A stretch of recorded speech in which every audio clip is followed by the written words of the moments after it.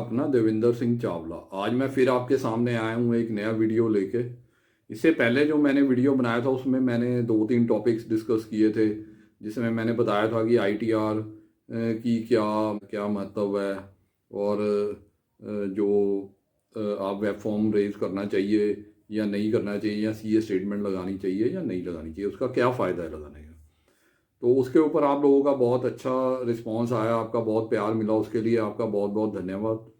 और इसके बाद जो आज मैं नया वीडियो लेके आया हूँ उसमें मैं आपको ये बताना चाहता हूँ कि आपका पर्पस ऑफ विजिट क्या होना चाहिए जब आप कनाडा टूरिस्ट वीज़ा के लिए अप्लाई करते हैं, जिसको हम टीआरवी भी कहते हैं, विजिटर वीज़ा भी कहते हैं, और 10 ईयर मल्टीपल एंट्री वीज़ा भी कहते हैं। जब आप कनाडा टूरिस्ट वीज़ा के लिए अप्लाई करते हैं तो आपका पर्पस क्या होना चाहिए। एक्चुअली क्या है कि जो मार्केट में क्या चल रहा है, कि मार्केट में चल रहा है कि आप जो भी लोग कंसल्टेंट के पास जाते हैं या एजेंट के पास जाते हैं तो उसके माइंड में ये डाल देते हैं कि जब आप कनाडा का टूरिस्ट वीज़ा अप्लाई करना है तो पर्पस होना चाहिए वहाँ पे जाने के लिए।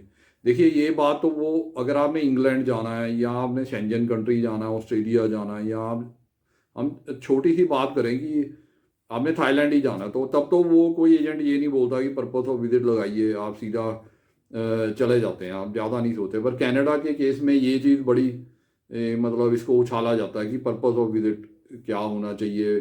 तो एजेंट भी यही बात करते हैं कि आपका पर्पस ऑफ विजिट हम बना देंगे, आप ऐसे करिए, इनविटेशन मंगा लीजिए वहाँ से। और जैसे आजकल बहुत चल रहा है कि वो कहते हैं कि कनाडा डे पे हम आपको भेज देंगे, कि कनाडा डे आपका पर्पस ऑफ विजिट बना देंगे कि आपने वहाँ पे जाके कनाडा डे सेलिब्रेशन देखनी है, और आपको उसके कारण वीज़ा मिल जाएगा। और बहुत ज़्यादा ऐड चल रही है, टीवी पे भी चल रही हैं ऐड, इंटरनेट पे भी चल रही हैं। और कोई भी आदमी है, जो भी एजेंट है, कंसल्टेंट है, वो इसी तरीके से लोगों को अपनी तरफ अट्रैक्ट कर रहे हैं कि आप कनाडा डे आ रहा है, बहुत इंपॉर्टेंट डे है, बहुत है भी बहुत इंपॉर्टेंट डे, ये नहीं है कि कनाडा डे इंपॉर्टेंट नहीं है। तो उसके ऊपर आपको वीज़ा मिल जाएगा, आप अपनी पूरी फैमिली के साथ जा सकते हैं। तो इस तरह दिखाया जा रहा है। कई लोग कह रहे हैं कि आप जैसे अब विसाखी निकल गई है, तो पहले वो विसाखी मेला के बारे में बात कर रहे थे, इसके बाद कनाडा डे है। अब जैसे एक कैलगरी स्टैम्पेड फेस्टिवल भी होता है, उसको भी बहुत प्रमोट कर रहे हैं। और उसके बाद कई लोग एग्रीकल्चर मेला है या एग्रीकल्चर फेयर है, उसको आप प्रमोट कर रहे हैं वो। और उसके ऊपर लोगों को कह रहे हैं कि हम वहाँ से इनविटेशन मंगा देंगे। कुछ लोग जैम एक्सपो, कुछ वहाँ पे एग्जीबिशन होती है, उसकी इनविटेशन मंगा देते हैं। ऐसे अलग अलग वहाँ पे एग्जीबिशन होती रहती हैं। और उसके बाद कई लोग ट्रेड फेयर की मंगा देते हैं, या कोई कॉन्फ्रेंस होती है वहाँ पे उसकी इनविटेशन मंगा देते हैं। तो इस तरह वो कहते हैं कि हम आपको वहाँ से इनविटेशन मंगा देंगे, आपको रिटर्न में मिलेगा सारा कुछ, और उसके ऊपर आप अपना वीज़ा लगवा सकते हैं इजीली। कनाडा टूरिस्ट वीज़ा, उसके ऊपर आपको विजिटर वीज़ा मिल जाएगा। तो ऐसे लोगों को वो मतलब अट्रैक्ट करते हैं, एड्स देते हैं और ऐसे ही बात करते हैं, और ये चीज़ लोगों के माइंड में बैठ जाती है कि अगर वो सपोज करो मुझे भी फ़ोन करते हैं तो वो मुझे भी यही पूछते हैं कि सर आप फिर पर्पज़ ऑफ विजिट कैसे दिखाएंगे, आप क्या करेंगे, आप मेरे को इनविटेशन मंगा के देंगे या आप मेरे को स्पॉन्सरशिप दिलाएंगे। देखिए ये चीज़ माइंड में लोगों ने मतलब बिठा दी है, जबकि ऐसी कोई बात नहीं है। आप अगर देखिए, अगर आप उस तरह से जाना चाहते हैं तो जा सकते हैं। देखिए उसमें जो सबसे बड़ी प्रॉब्लम ये है कि आपने तो सब कुछ कर लिया, आपने इनविटेशन भी लगा दी, सब कुछ लगा दिया, तब सपोज करो आपका वीज़ा मिल जाता तो बहुत अच्छी बात है, फिर तो कोई प्रॉब्लम ही नहीं है। सपोज अगर आपके जो वीज़ा है वो रिजेक्ट हो जाता है, उसका आपको रिफ्यूज़ल लेटर मिल जाती है, तो उसके बाद आप क्या करेंगे। क्योंकि आपने तो देखो जो भी लोग हैं यहाँ पे आते हैं, जो भी कनाडा का टूरिस्ट वीज़ा लगवाना चाहते हैं, उनका मेन पर्पज़ वहाँ पे सेटल होना होता है। देखिए 90% लोगों का काम तो यही है, ठीक है। वहाँ पे उन्होंने सेटल होना होता है, या उसको बाद में जाके वर्क परमिट में कन्वर्ट करवाना होता है, और उसके बाद आपने पीआर लेनी होती है। मेन पर्पज़ तो ये होता है, 90% लोगों का यही पर्पज़ है, ठीक है। बाकी कुछ लोगों का होता है कि उन्होंने घूम के आना है, घूम के वो वापस भी आ जाते हैं, तो पर फिर भी वो दोबारा जाते हैं वहाँ पे, वो कुछ ना कुछ आइडिया लगाते हैं, क्योंकि एक बारी जो कनाडा देख के आ जाता है तो उसका मन करता है कि मैं वहाँ पे सेटल हो जाऊँ वहाँ पे, क्योंकि कनाडा देश मतलब लोगों को अच्छा लगता है, तो वो अट्रैक्टिव भी है, वहाँ पे अच्छी पे स्केल है, जॉब्स अच्छी हैं, तो हर आदमी अच्छी जगह पे जाना चाहता है, तो इसके कारण वो दोबारा ट्राई करता है कि मैं वहाँ पे जाके वहाँ पे सेटल हो जाऊँ। तो मेन पर्पज़ यही है। तो सपोज करो आपका वीज़ा मिल जाता है, फिर तो बहुत अच्छी बात है, फिर तो चाहे आप इनविटेशन लगाइए, कुछ भी लगाइए, आपका काम हो गया। पर प्रॉब्लम तब आती है अगर आपका रिफ्यूज़ल आ जाता है, आपकी रिफ्यूज़ल लेटर आ गई, अब आप क्या करेंगे? अब क्योंकि जो इवेंट आपने लगाया था, जैसे आपने कोई कैलगरी स्टैम्पीड फेस्टिवल लगाया था, या आपने कोई ट्रेड फेयर लगाया था, या एग्रीकल्चर मेला लगाया था, जैसे पहले कईयों ने बैसाखी मेला का लगाया था, बैसाखी तो निकल गई, आप दूसरा इवेंट जो रह गया उसके ऊपर लगाते हैं, तो उसके बाद आप क्या करेंगे? देखिए वो इवेंट तो निकल जाएगा, उसके बाद आप क्या फिर रीज़न बनाएंगे दोबारा एप्लीकेशन लगाने के लिए? क्योंकि आप तो दोबारा अप्लाई करेंगे ना, जब रिफ्यूज़ल आ जाएगी तो आप दोबारा भी अप्लाई करेंगे। आज नहीं करेंगे, 5-6 महीने बाद करेंगे, तब आप क्या उसमें रीज़न दिखाएंगे? या तो आप उसी एजेंट से लगाएंगे या नए एजेंट के पास जाएंगे, वो अलग से रीज़न लगा देगा, कोई अलग से कोई इनविटेशन लगा देगा या स्पॉन्सरशिप लगा देगा।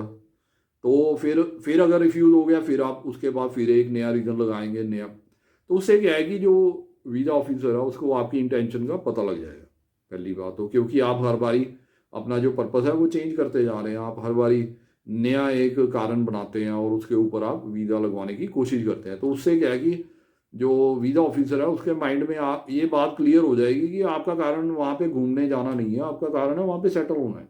क्योंकि आप हमेशा पर्पस चेंज करके, कभी बैसाखी मेला पे लगाते हो, कभी आप ट्रेड फेयर पे लगाते हो, कभी एग्रीकल्चर मेला पे लगाते हो, या कभी कॉन्फ्रेंस पे लगाते हो, फिर दिवाली का टाइम आ जाएगा, फिर आप दिवाली मेला एक कारण बना के लगाएंगे, फिर क्रिसमस आ जाएगा, न्यू ईयर आ जाएगा, तो ऐसे आप अलग अलग चेंज करते रहेंगे। तो ये सबसे डेंजरस अप्रोच है। इससे क्या है कि आपकी जो प्रोफाइल है वो ख़राब हो जाएगी, और एक बार ही आपको रिफ्यूज़ल लगनी शुरू होगी तो बार बार आपको रिफ्यूज़ल फेस करनी पड़ेगी।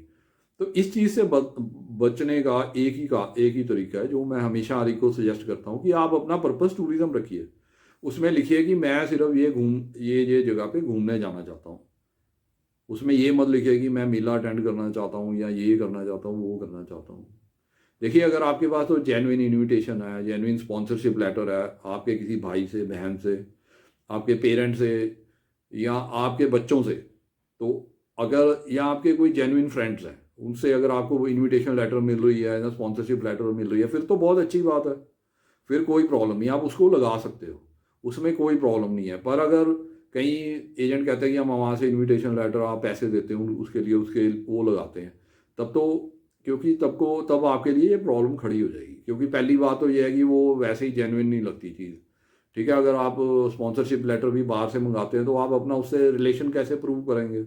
अगर क्वेश्चन रेज करता है वीज़ा ऑफिसर तो वो रिलेशन प्रूव करना डिफिकल्ट हो जाता है। पर अगर आपके पास जेन्युइन लेटर है, आपका जेन्युइन फ्रेंड है, चाहे आपका कोई बॉयफ्रेंड है या गर्लफ्रेंड है, या आपका कोई जेन्युइन फ्रेंड है, वैसे ही फ्रेंड है, तो अगर वो भी आपको इनविटेशन लेटर भेजता, उसकी भी वैल्यू है, क्योंकि वो प्रूव हो जाएगा कि आपका रिलेशन है उनके साथ, आपको वो अच्छी तरह जानते हैं। पर आप अगर एक खरीदी हुई लेटर या खरीदी हुई स्पॉन्सरशिप लेटर मंगाएंगे, उसको प्रूव करना मुश्किल हो जाएगा, और वो एक ही बार ही लगा सकते हैं, आप दोबारा नहीं लगा सकते। पर अगर आपका जेन्युइन फ्रेंड है, आपके रिलेटिव्स हैं, आपके बच्चे हैं, आपके पेरेंट्स हैं वहाँ पे, या आपके भाई बहन, आपके कज़न सिस्टर्स ब्रदर्स हैं, और आपके जेन्युइन फ्रेंड्स हैं, तो आप वो बार बार भी लगा सकते हैं इनविटेशन उनसे मंगा के, तो आपको कोई प्रॉब्लम नहीं आएगी, क्योंकि आप उससे अपना रिलेशन प्रूव कर सकते हैं।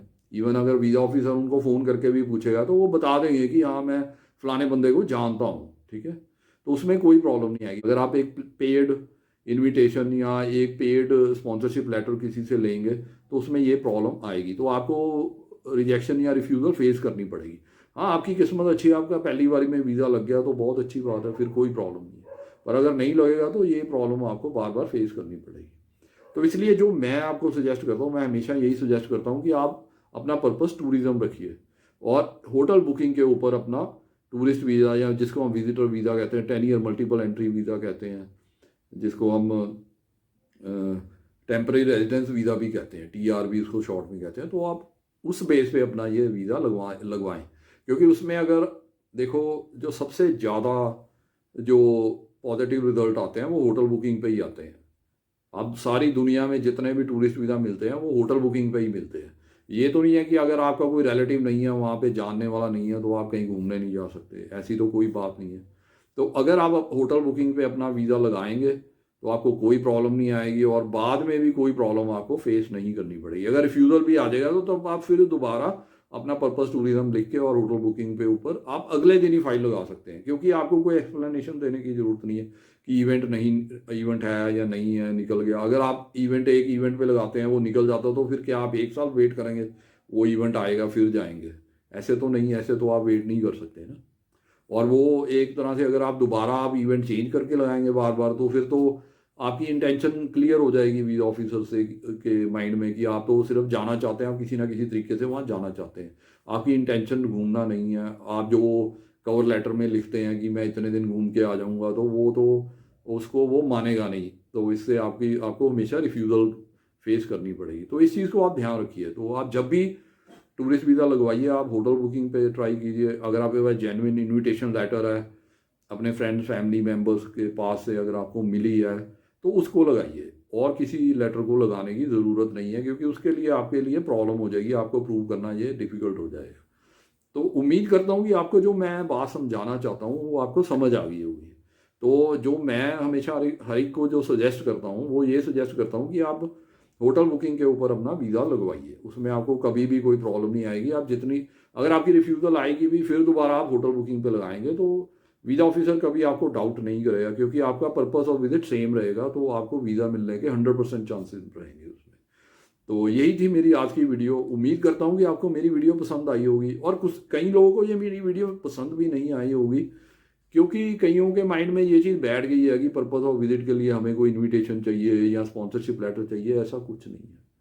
आप थोड़े ठंडे दिमाग से सोचिए और इसको थोड़ा वीज़ा ऑफिसर के सिचुएशन के हिसाब से सोचिए कि वो कैसे हमारी फाइल को जज करते हैं, वो कैसा सोचते हैं। तो आप थोड़े ठंडे दिमाग से इसके बारे में सोचेंगे, तो आपको मेरी वीडियो समझ आ जाएगी।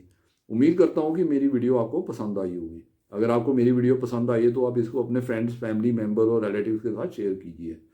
और इसके अलावा अगर माइंड में आपके अभी भी कोई क्वेश्चन है, कोई डाउट्स है, तो जो मेरा ये मोबाइल नंबर जो आपके स्क्रीन के ऊपर आ रहा है, आप इसके ऊपर फ़ोन करके मेरे से अपने क्वेश्चन का आंसर ले सकते हैं, अपने डाउट्स क्लियर कर सकते हैं। और इसके अलावा अगर आपके माइंड में अभी भी कोई क्वेश्चन है, आप उसको इस वीडियो के कमेंट सेक्शन में उस क्वेश्चन को लिख सकते हैं। मैं उसका आंसर आपको ज़रूर दूंगा। इसके अलावा अगर आप मेरे वीडियो पे आज पहली बार ही आए हैं, तो इस चैनल को सब्सक्राइब कर दीजिए, और इसके बाद जो बेल आइकन आता है आप उसको भी प्रेस कर दीजिए, ताकि आपको जो मेरी नई वीडियोस की जो नोटिफिकेशन और इन्फॉर्मेशन है सबसे पहले मिल सके। तो उससे क्या है कि आपको नई वीडियोस की इन्फॉर्मेशन मिलेगी, आप मेरी नई वीडियोस भी देख पाएंगे। आपको मेरा चैनल ढूंढने की ज़रूरत नहीं पड़ेगी। और इसके बाद मैं आपको एक इन्फॉर्मेशन देना चाहता हूँ कि अगर आप मेरे से मिलना चाहते हैं, देखिए, अगर आप मेरे से फ्री ऑफ कॉस्ट अगर आप मेरे से अपॉइंटमेंट से मिलना चाहते हैं, अगर आप फ्री ऑफ कॉस्ट मेरे से मिलना चाहते हैं, तो आप मेरे साथ अपनी अपॉइंटमेंट बुक कर लीजिए। फ्राइडे के लिए आप बुक कर सकते हैं, क्योंकि फ्राइडे में मैं जो भी व्यक्ति मेरे ऑफिस में आता है, तो मैं उसको कोई चार्ज नहीं करता। आगे पीछे अगर आप आएंगे, तो उसकी जो अपॉइंटमेंट है वो चार्जेबल रहेगी। उसके बाद मैं आपको बताना चाहता हूँ, जैसे मैं हर अपने वीडियो पे बताता हूँ कि मैंने आपके लिए ये बुक लिखी है, जिसमें मैंने सारे आपको डॉक्यूमेंट्स बताए हुए हैं कि कौन कौन से डॉक्यूमेंट लगाने हैं, और उनका स्पेसिमन भी दिया हुआ है, सैंपल सारा कुछ दिया हुआ है, जिसको आप देख के अपने आप अपनी फाइल बना सकते हैं। किसी एजेंट या कंसल्टेंट के पास जाने की जरूरत नहीं है। इस बुक की कीमत है सिर्फ 450 रुपये, 450 रुपीज़ ओनली, जो आप मुझे पेटीएम या बैंक ट्रांसफ़र से या गूगल पे से भी भेज सकते हैं। और जैसे ही आपकी पेमेंट मुझे मिलेगी, तो मैं आपको ये जो बुक है आपको आपके एड्रेस पे कोरियर या रजिस्टर्ड पार्सल के थ्रू भेज दूंगा।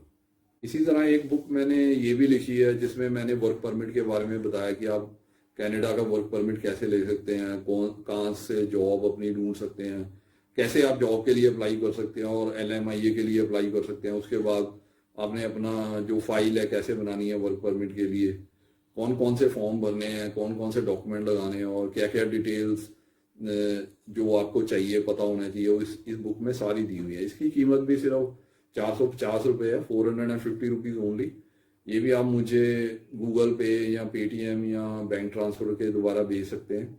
और मैंने जो पेटीएम और गूगल पे नंबर है नीचे डिस्क्रिप्शन में दिया हुआ, आप वहाँ पे पेमेंट करके मुझे जैसे ही इन्फॉर्म करेंगे, मैं आपको आपके एड्रेस पे ये बुक कोरियर या रजिस्टर्ड पार्सल के द्वारा भेज दूंगा।